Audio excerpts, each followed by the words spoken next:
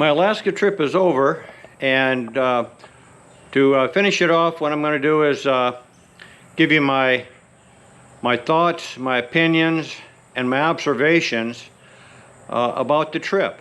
As I mentioned before, the trip was in length 9,413 miles. I did that in 29 days. However, 4 of those days I took off just to rest a little bit. So saddle time was 25 days. If you do the math, that turns out to be 377 miles a day. What will follow, you'll see a map of my route, and the route basically was derived from my Spot device. The Spot has the capabilities of tracking and putting down points, track points, and that's what you'll see. You'll see that I took basically 2 different routes, one going up and then coming back through Montana.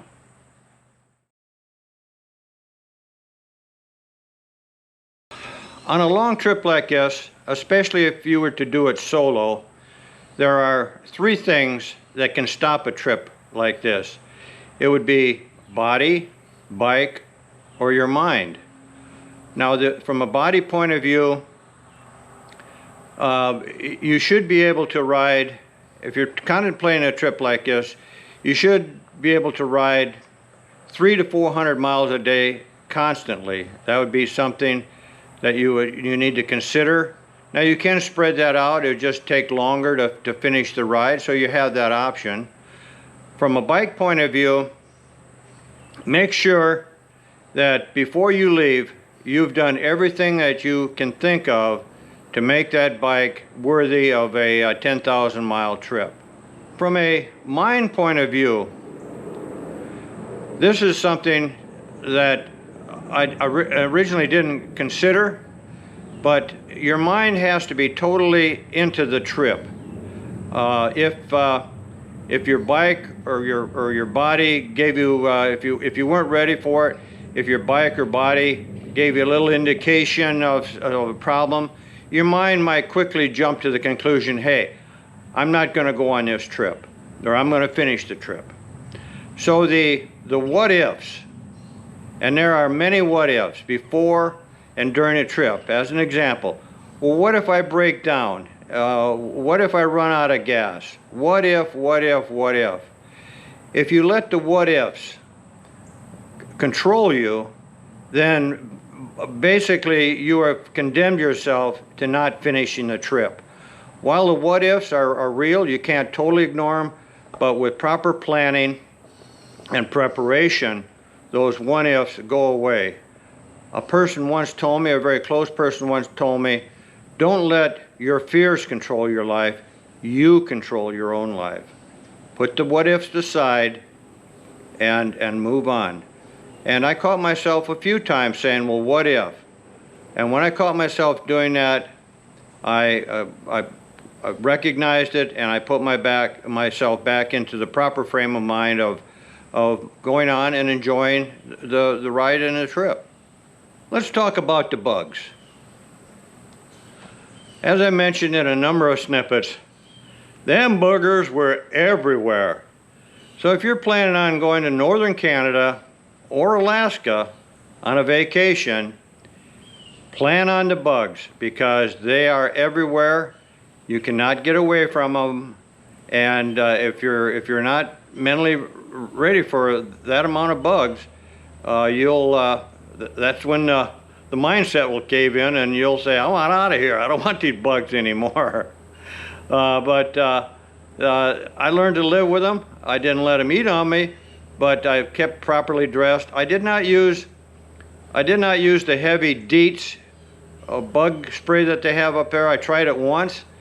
Hey, it turned my skin white, and I said, geez, if it did turn my skin white, what's that going to do to me when it soaks in? So while a lot of people up there use Dietz, I didn't do it. I quit. I used it once, and that was it. Before I took off on the trip, I had 3 perceptions. and they were all blown out of the water. So let me go through those perceptions. My first perception was that the towns in northern Canada were remote, kind of like trading post type of things. That is the farthest away from my perceptions. For instance, Whitehorse, just the name would suggest that, hey, it's a trading post. But Whitehorse, using it as an example, is an ultra-modern city. It's beautiful, it's clean, construction going on everywhere, and it would put many U.S. citizens, many U.S. cities to shame as to what a city should look like and be like. It was just a wonderful modern city. That was perception number one. Perception number two was, on this very long trip, I was expecting to see the vast majority of motorcycles to be baggers, such as my Gullwing or a BMW bagger or a Harley bagger. That was totally blown out of the water. The vast majority of bikes that are going to Alaska, when I say vast majority, I'm saying at least 4 to 1, are the dual sport bikes. The dual sport bikes are everywhere. Now, and the majority, and the brand typically was, the most popular brand was the BMW. So my thoughts on that is, yeah, when you're up in Canada on those dirt roads, a dual sport bike is exactly what you need to have. Now, to the flip of that, if that dual sport bike is not comfortable on a long haul trip, you could be sacrificing comfort for the majority of the trip for the few times that you're going to enjoy that dual sport. Now, if the dual sport is really a long haul bike as well, that's probably the best of all worlds to have. Perception number three, and my Harley friends are going to like this one. My perception was, when I got up there, I'm going to see the vast majority of the bagger bikes being Gullwings, followed by BMWs. That perception was totally blown out of the water. The vast majority of bikes, probably 4 or 5 to 1 Harley baggers to every Gullwing that I saw. In addition, I only saw one Beamer bagger, which was a total surprise. Now, there might have been others, but that was my observation, only one Beamer bagger.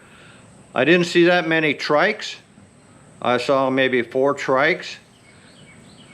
But again, the vast majority of the baggers were Harley Davidson. Totally blew my mind. Another thing that was interesting was, here I was, a lone rider, a solo rider, thinking I was going to be the only sole rider. However, there are a lot of brave souls out there that solo ride.